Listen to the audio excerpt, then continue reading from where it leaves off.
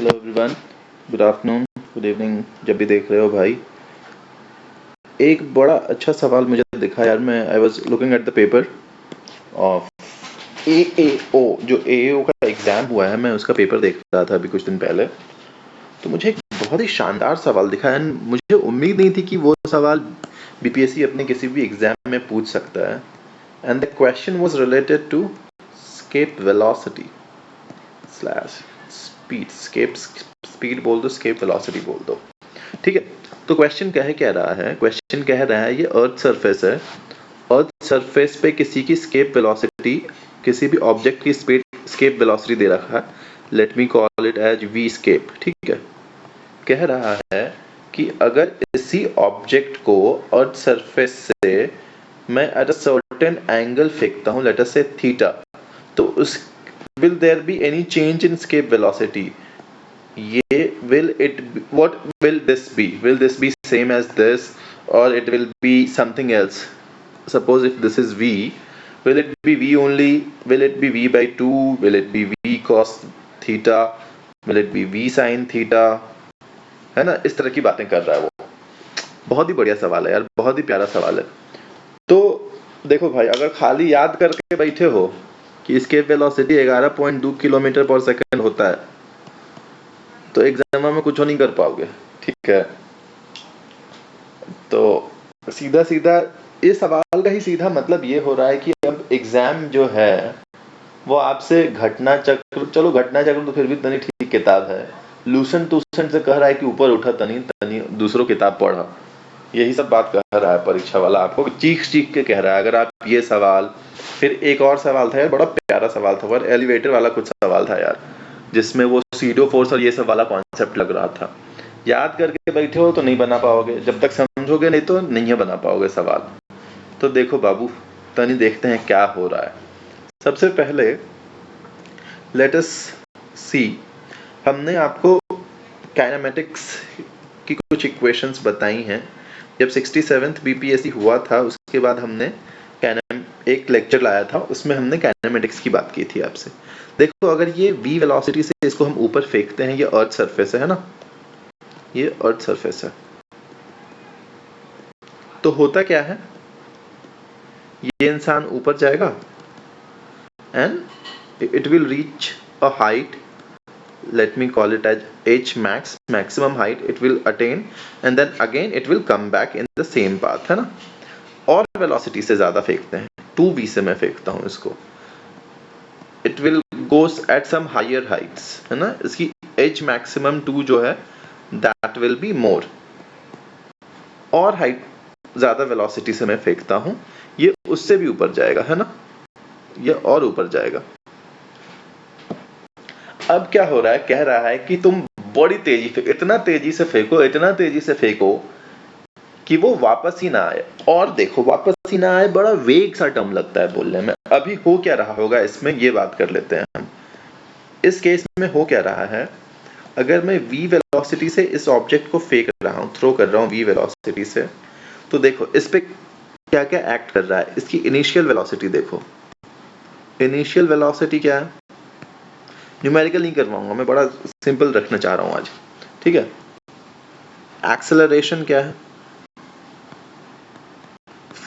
Free fall का case है क्या ये, क्या अगर मैं किसी ऑब्जेक्ट को v वेलोसिटी से ऊपर फेंकता हूं, is this considered as free fall? Yes dear, it is free fall. Free fall with non zero initial speed. Free fall का ये मतलब नहीं होता है कि जीरो स्पीड से ड्रॉप कर देते हैं। फ्री फॉल का मतलब होता है कि it is only one force is acting and that is gravitational force. तो एक्सेलरेशन इसका हो जाएगा g मीटर पर सेकेंड स्क्वायर, v मीटर पर सेकेंड। मैं साइन वाइन में नहीं जा रहा हूँ, v पॉजिटिव होगा और g नेगेटिव होगा, क्योंकि g हमेशा ग्राउंड की तरफ एक्ट कर रहा होगा। तो दिस विल बी -9.8 मीटर पर सेकेंड स्क्वायर, है ना। तो अभी न्यूमेरिकल अपन को करना नहीं है। तो ये एक्सेलरेशन जो है, एक्सेलरेशन ड्यू टू ग्रेविटी है ना, एक्सेलरेशन ड्यू टू ग्रेविटी है।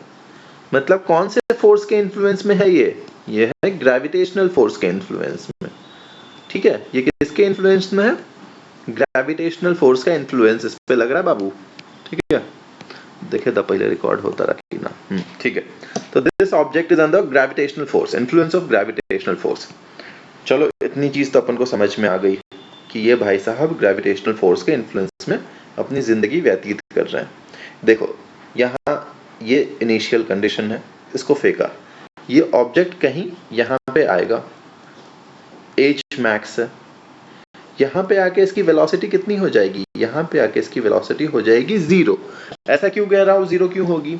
अगर इसकी वेलोसिटी 0 नहीं होती तो ये हाइट और ऊपर जाता, इसके पास कुछ और वेलोसिटी होती तो ये और ऊपर जाता।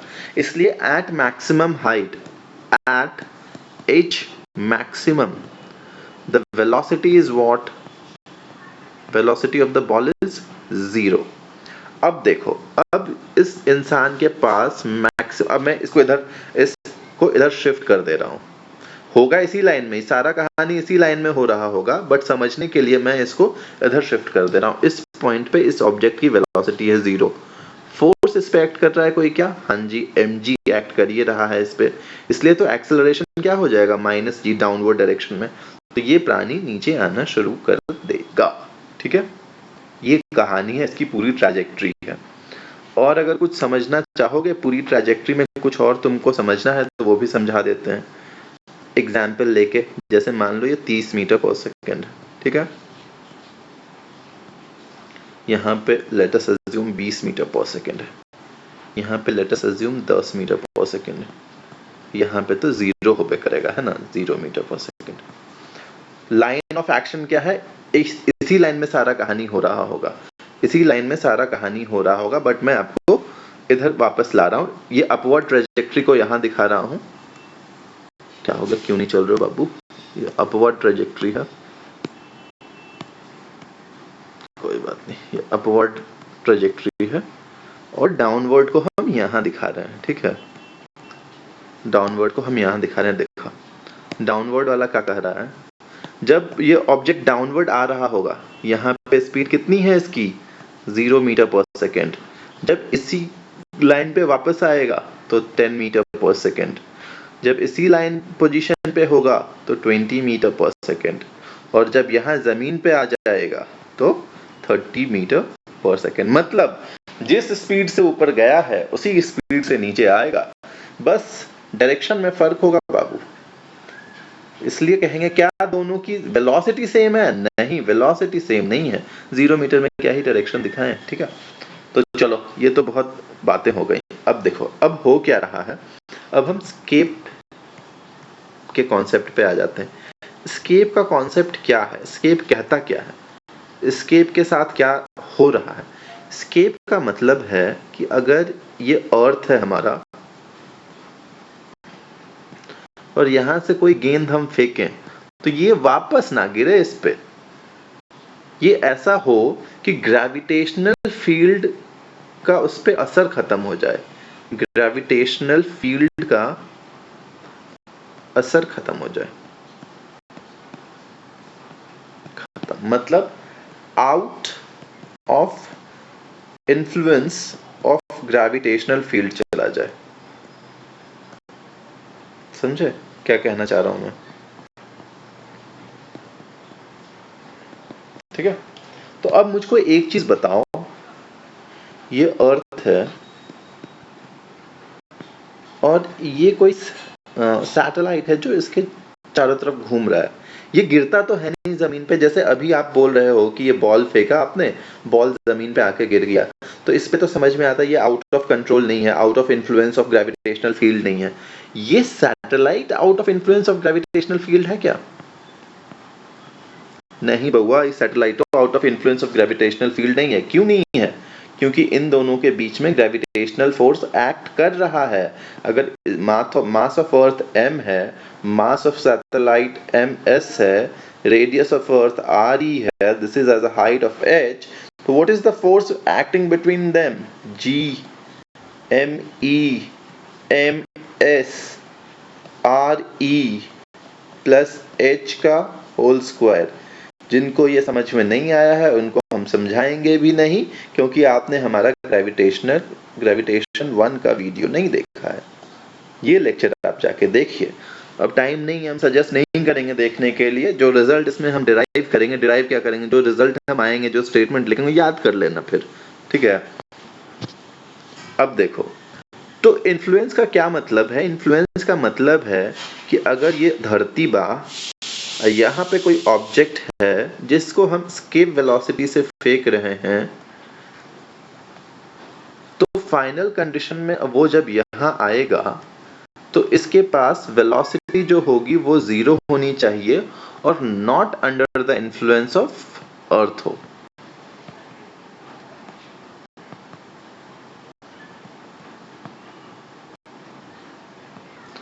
इसी को आपने याद कर रखा है कि v escape is equal to 11.2 kilometre per second. देख रहे हो विनोद कितनी ज्यादा स्पीड है ये, एक सेकेंड में ये 11.2 किलोमीटर ट्रैवल कर रहा है।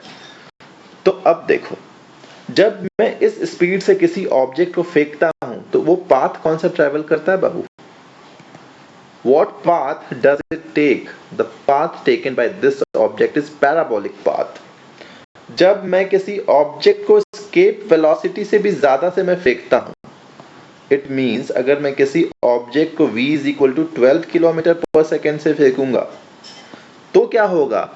तो ये ऑब्जेक्ट जब यहाँ आएगा तो इसकी वेलोसिटी 0 ना होकर कुछ वेलोसिटी होगी, लेट अस से 2 किलोमीटर पर सेकेंड होगी, ऐसी कुछ स्पीड होगी।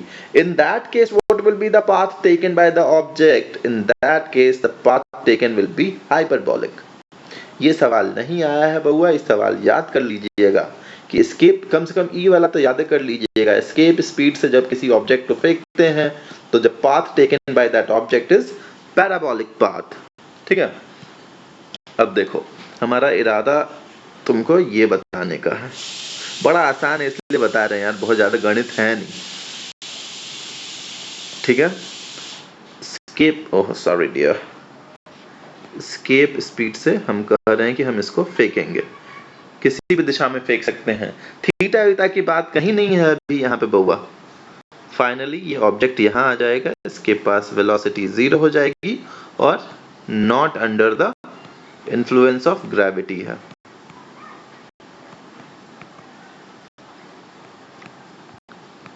ठीक है, तो देखो ये इनिशियल पोजीशन है, ये फाइनल पोजीशन है। मैं कंजर्वेशन ऑफ एनर्जी लगा देता हूं,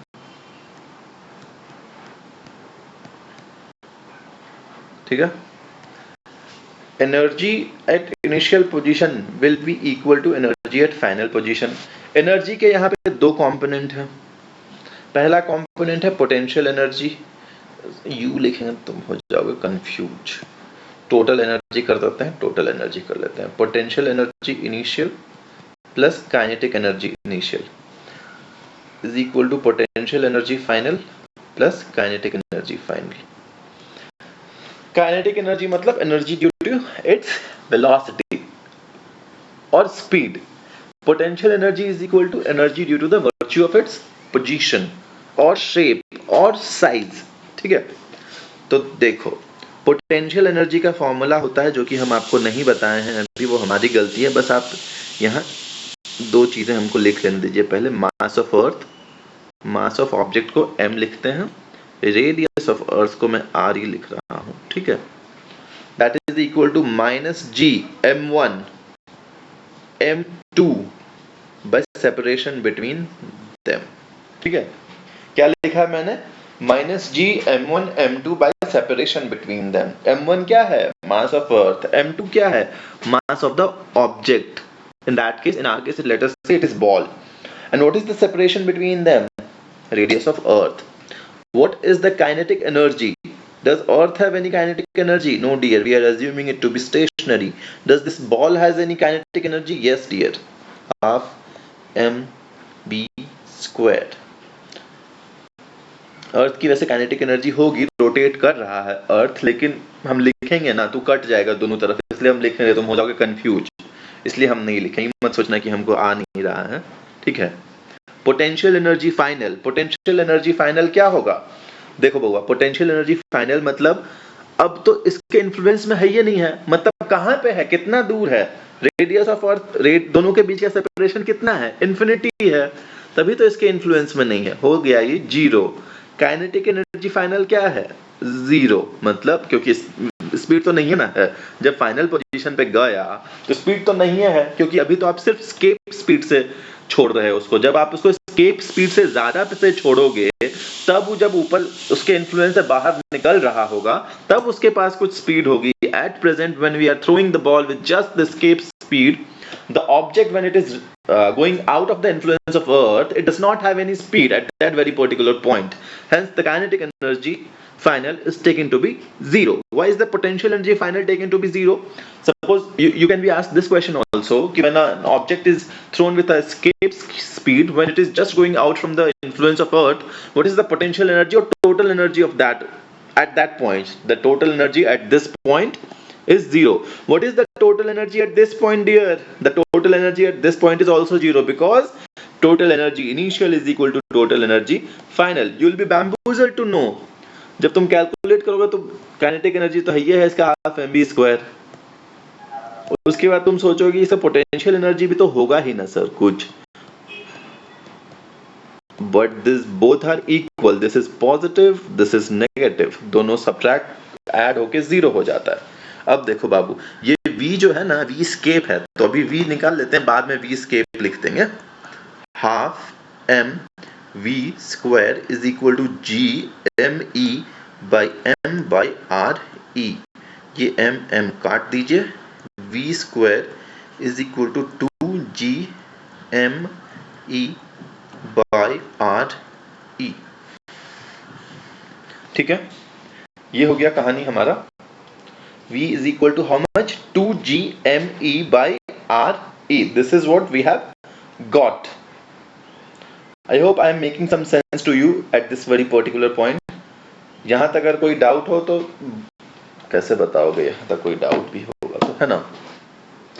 अब देखो, यहाँ से हम क्या करेंगे, V is equal to under root 2gme by re। इसको हम लिखते हैं इधर, v is equal to under root 2gme by re। क्या तुमको फॉर्मूला याद करना नहीं बउआ, यही तो है तुम्हारा एस्केप वेलोसिटी, नहीं इसी को तो एस्केप स्पीड कहते हैं। g क्या है, कांस्टेंट है सर, g कांस्टेंट है, आपने पहले ही लेक्चर में बताया। me क्या है, मास ऑफ अर्थ है डियर, ठीक है। re क्या है, रेडियस ऑफ अर्थ, मतलब सारा चीज क्या है, कांस्टेंट है, एवरीथिंग इज कांस्टेंट। हेंस जब इसको कैलकुलेट करते हैं तो 11.2 किलोमीटर पर सेकंड आता है, putting the value of these two and obviously this. अब देखो, और तुमको बताएं क्या ये g is equal to gme, पुराने लेक्चर्स में हमने इस पे चर्चा कर रखी है आपके साथ। मैं तो इसी चीज को जब ये पुट करोगे तो you can also right it like this 2gr, ठीक है, बट 2gre कर देते हैं तुम्हारे लिए। नॉनदलेस उतना ज्यादा हम लोगों को ज्यादा दिमाग नहीं लगाना, हम सिर्फ ये कहना चाह रहे हैं कि जो एस्केप स्पीड है वो क्या मास ऑफ द ऑब्जेक्ट पे डिपेंड करती है। मतलब कोई अगर आदमी 5 किलो का गेंद फेंके, कोई आदमी यहाँ से 10 किलो का गेंद फेंके, दोनों का एस्केप स्पीड क्या होगा, सेम होगा, इस पर डिपेंड नहीं करती है, दोनों का एस्केप स्पीड सेम होगा। क्या वो एंगल पे कहीं डिपेंड करता हुआ दिखा क्या तुमको, कोई इसको ऐसे फेंके, कोई इसको ऐसे फेंके और कोई इसको ऐसे फेंके, एंगल पे डिपेंड करता है नहीं। तीनों के केस में क्या होगा, v escape is equal to 11.2 kilometre per second, ठीक है। What is the total energy at this point? Total energy is zero at this point अगर escape speed से फेंकते हैं। What is the path taken? The path taken is parabolic, ठीक है। सिर्फ इतना ही हम आपको बताना चाह रहे थे। लास्ट का 2 स्लाइड इंपॉर्टेंट है, लास्ट का 2 स्लाइड कंक्लूजन है कि escape speed जो है वो हमेशा कांस्टेंट रहता है। टोटल एनर्जी इस पॉइंट पे, इनिशियल पॉइंट पे जीरो है, या किसी भी पॉइंट पे फॉर दैट मैटर, यहाँ भी जीरो होगा, यहाँ भी जीरो होगा, यहाँ भी जीरो होगा, हर पॉइंट पे जीरो होगा initial total energy. Path taken क्या है, पैराबोलिक पाथ है। एस्केप स्पीड पे इससे ज्यादा हमको जानना नहीं है। इससे ज़्यादा जानने के लिए फिर आपको इंजीनियरिंग 11th-12th का फिजिक्स पढ़ना पड़ेगा, जो कि हम आपको पढ़ाना नहीं चाह रहे हैं क्योंकि हम खुद भी भूल चुके हैं। ठीक है, तो ऑल द बेस्ट, पढ़ाई लिखाई करिए बढ़िया से, चलिए, है ना, ज़्यादा लंबा वीडियो नहीं बनाते, चलिए बाय।